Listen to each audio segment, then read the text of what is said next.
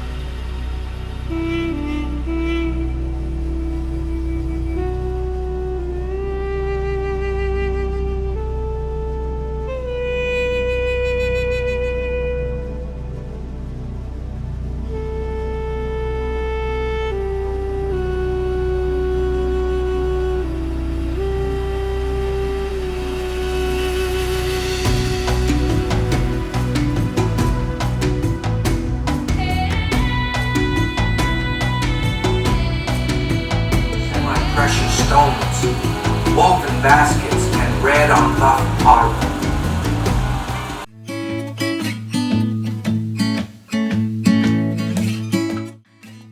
Hi everybody, we have heard some feedback from our many viewers that they'd like to see us on camera a little bit more. So what we thought we would do is we do a comparison of our first two RV resorts that we've looked at. So we're going to go through the pros and cons, what both Dan and I think are the pros and cons of both Indian Waters and the Palms.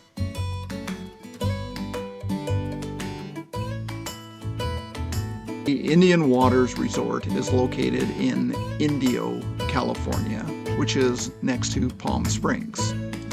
From a pro's perspective, it's a small park. It's just 274 sites. It's very well maintained, has great landscaping, has some great amenities, and rental is their business. They are not looking to sell off their sites. For me, what I liked was they just had a few rules, not very many. There's always a good balance between having rules and having people behave, and they didn't have a lot, so you didn't feel confined. There are lots of Canadians there. So, and a lot of people from BC, and when I asked people, why do they keep on coming back to this park, they said, for the people. I also found it lovely and green. Where we were staying had great lawn that they use recycled water to water it and keep it green, so that felt really nice. It was also very dog friendly. There was loads of people that were going past our park with dogs, and everybody seemed happy to see the dogs. And for me, there was also great shopping nearby with Indio and Palm Springs, basically anything that you could possibly think of. From a con standpoint, the area where the park is located is noisy. There's busy streets on at least two sides. There's also rail traffic nearby that you hear occasionally as trains are going by. And given that it's a smaller park, activities are limited. And I kind of agree with Dan on the cons. Yeah, the noisy, it is a busy area, and at night you can hear the traffic, and limited activities, but there are a fair bit.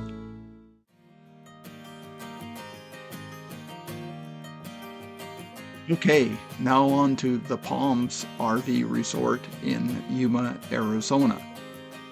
We had several comments from people at Indian Waters about the Yuma area and how they preferred the Indio area because it was greener. But Linda and I didn't find that, and the more time we spent in the Yuma area, the more we liked it. From the resort perspective, my pros are it's a great looking property. It's a really nice size. It's 453 sites. It has a very nice look to it. It has great amenities, including an on-site cafe. And it just had a good feel to the overall property. For me, I also really like the look of the property. I love the casitas. Those are something that you see with the adobe houses that you see up in BC, so that was kind of neat. I also agree it was a nice size, kind of medium, not too big, not too small, kind of the Goldilocks principle. It was also really good value. It is considerably cheaper than a lot of the RV parks that we've been looking into, but still has a lot of amenities. Again, very dog friendly. There was a path that went around the perimeter of the park, inside the park, where you could walk your dog, so you didn't necessarily have to walk on the road all the time, plus a small dog park and a large dog park. There we go. The other thing with what Dan was saying is just the Yuma area. There was a couple of lakes nearby where we could go kayaking, which I think is a real pro. So from a con standpoint, the resort is very much focused on selling off all of their sites. They are not looking at this as a long-term rental properties. If the owners want to rent out their sites, that's fine. But the company there is aiming to sell every site. The amenities are all in one location on the property, which is okay because it's not a huge piece of property. but it would have been nice to maybe have some amenities spread throughout the site. The other con I had was that you have to pay for most activities. A few of them are free, no charge, but the good thing is the amenities that you are paying for, or sorry, the activities you are paying for are actually well done activities.